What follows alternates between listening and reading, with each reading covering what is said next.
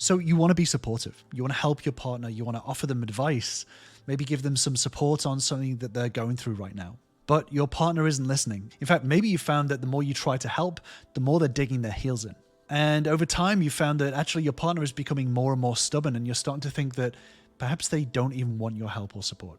Maybe they're just happy to be in that struggling position forever. In this video, I'm going to dig into why your partner is refusing to listen, what's really happening behind the scenes, and what, if anything, can be done about it. So, it can feel pretty tough to see your partner struggling, whether it's with a situation at work, some personal, emotional stuff, or something within the relationship itself.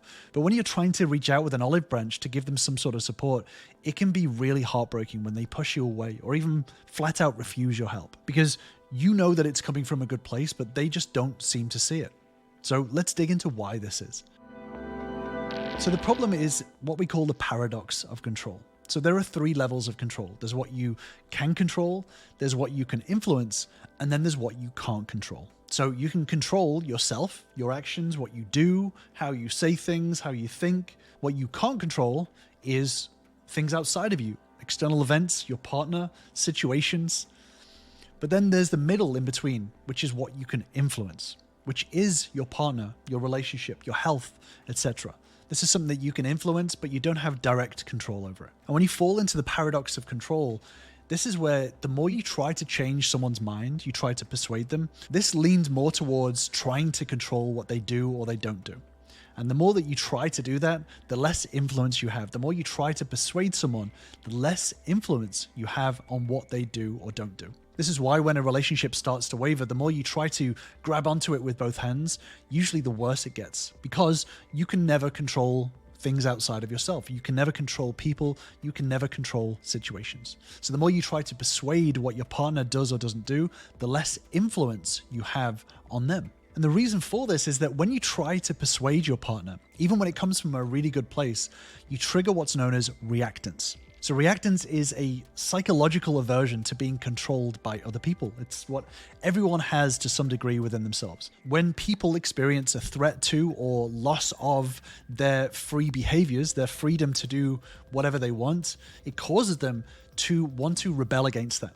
Their gut basically says, I don't like the fact that someone is telling me what to do, how to feel, how to think, and I want to go in the other direction. So as a result of this, the more that they feel like they're being controlled, the less influence that you have on them, on their opinion, on their situation, the less they're going to listen to you. And there's a reason for this. It's because the brain processes information in 2 different ways.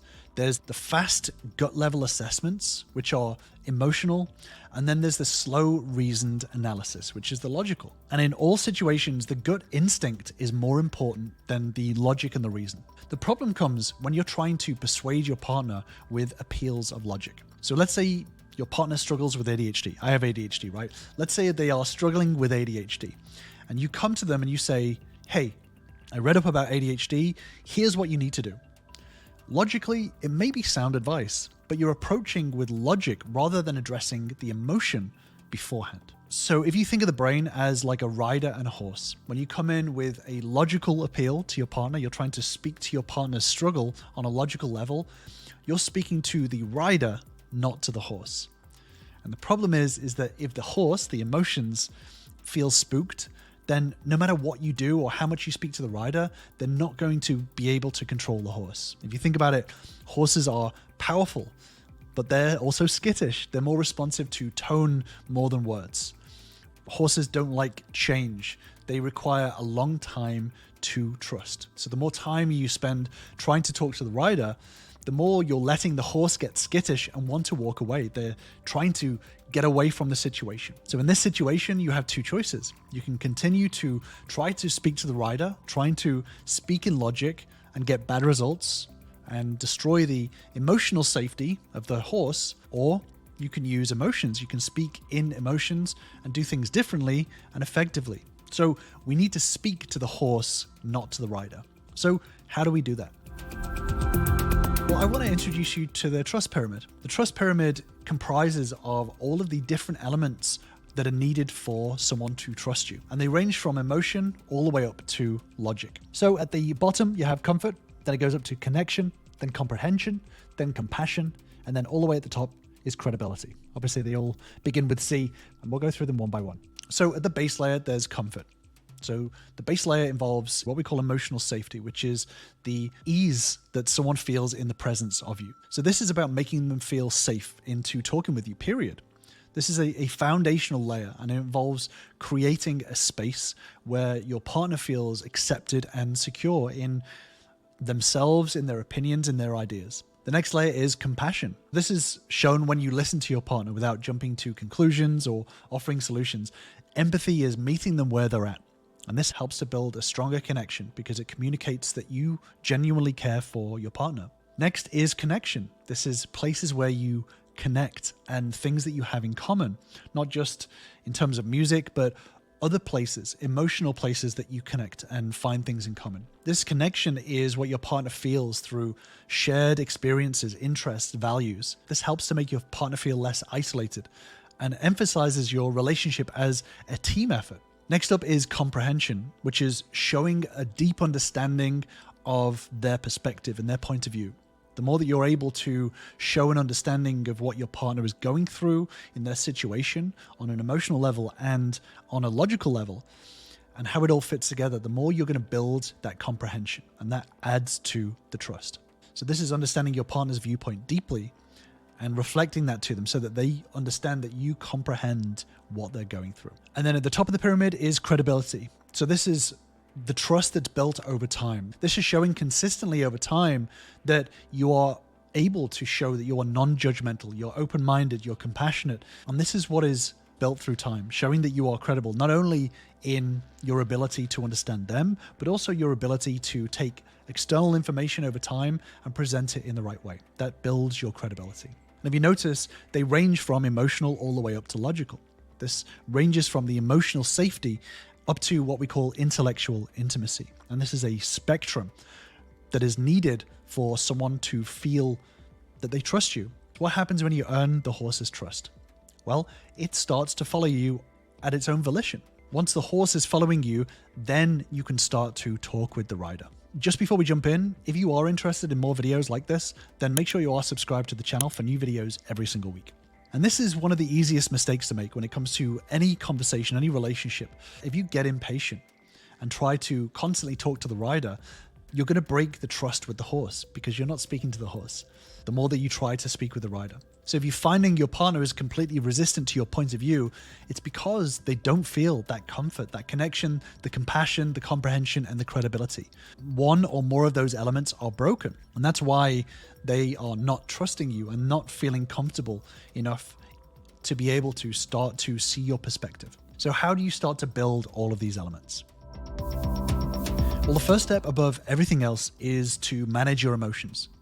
So it's important to preemptively note to yourself which subjects and things trigger those negative emotions within you. Once you understand your own triggers, then it's going to be a lot easier to manage your emotions during these conversations when you're trying to talk to your partner on an emotional level. Next is to ask questions. So open-ended questions, not leading questions, not saying, for example, well, don't you think that's a bad idea? Asking questions and showing your partner that you're curious and that you're non-judgmental is really important to start building all of these elements. Next is to listen. It's very, very fundamental in conversations to focus on listening more than speaking. And it can be very difficult when you're coming from a place of trying to understand what they're saying. You want to come in with your arguments and your logical discussions, but this is where it's even more crucial to sit and listen to understand their point of view. And this is something that I work on with all of my relationship clients, is about becoming a data collector. So this is not spying on your partner. This is listening to what they're saying and taking the information that they're telling you, whether it's feelings, whether it's logic. All of this information helps you to understand your partner better, but it also helps your partner have the freedom to express their point of view and feelings without any negative ramifications. This builds both the emotional safety for them to express themselves, but also the what we call intellectual intimacy, where they can express the logic as well behind their reasoning. So above all else, seek to understand your partner and don't interrupt or challenge their ideas during this time while they're speaking. Ultimately, you want to let them talk for as long as they want. Next, it's important to build the skill of validating them internally, not just to validate externally and show them internally be able to understand where they're coming from. And this is a really crucial skill to develop that internal validation of their ideas and start to piece together the contexts of what they're telling you and where it's coming from. So this is a matter of being able to accept what they're saying is their experience, their perspective, and being able to take the time to understand where they're coming from and how they formed that opinion, those feelings, etc. And this is really important to be able to build all of the elements that we've seen in the trust pyramid, being able to build that empathy and deeper understanding of your partner. Because if you can't validate what they're saying within yourself, then when you try to show it to them, they're going to feel that you don't really understand them. So you can pretend, but ultimately if you don't understand them internally, then no matter what you say externally, they're not going to feel it from you. So this is a skill to build. And like I said, this is what I work with all of my members. And if you want to learn deeper about all of these subjects, then I invite you to join me on my free relationship bootcamp, where we dig into all of these concepts in a much deeper level, and you can learn the system to help turn your relationship around. Click on the link in the description down below to take the next step. Next up is to validate externally. So this is reflecting your understanding of what they're saying.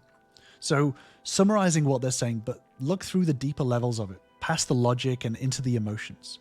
This is reflecting your understanding of what they're telling you, but in a deeper way, and helping them to process through the information that they're processing through. And then over time, once you've helped your partner feel deeply understood, only then is when you can start to think about sharing your own opinion. But make sure that first you ask your permission. So simply ask if it would be okay if you share your perspective. So for example, hey, would it be okay if I offer some thoughts on this? Now bear in mind, they may say no. And if they don't want to hear your opinion, that's okay. Don't break the emotional safety by forcing your opinion anyway. Over time, once they see that you're able to listen and to understand without judgment, they will become more open to hearing your perspective. But it's important that they feel heard and understood first. And then once you do get permission, share your opinion. But again, don't argue with facts or reasoning. What I work with my members on is talking horizontally, not vertically. So instead of pushing against their logic or their reasoning, talk about a similar experience or an idea or an anecdote that offers maybe a different perspective on the same topic. So as an example, you may say, do you mind if I share something with you? You know, for a long time, I also used to feel a little bit like you're feeling, like kind of, I am what I am, you know, and there's no point in trying to change it. But I think since then I've kind of started to shift my thinking towards like, I don't want to change who I am. I just want to learn to work with who I am a little bit better. What do you think? So this is sort of showing that you're understanding where they're coming from, but offering a horizontal perspective. You're not trying to tell them that they should think differently. You're just saying, I've been through something similar, and here's a slightly different perspective to you.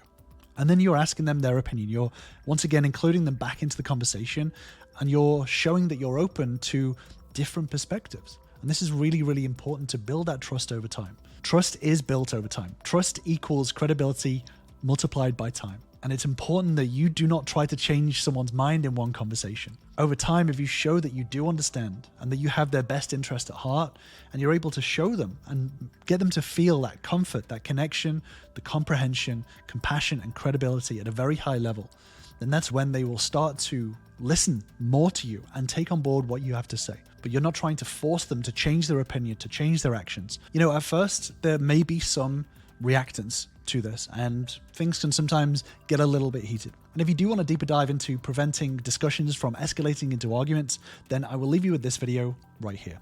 I'll see you over there.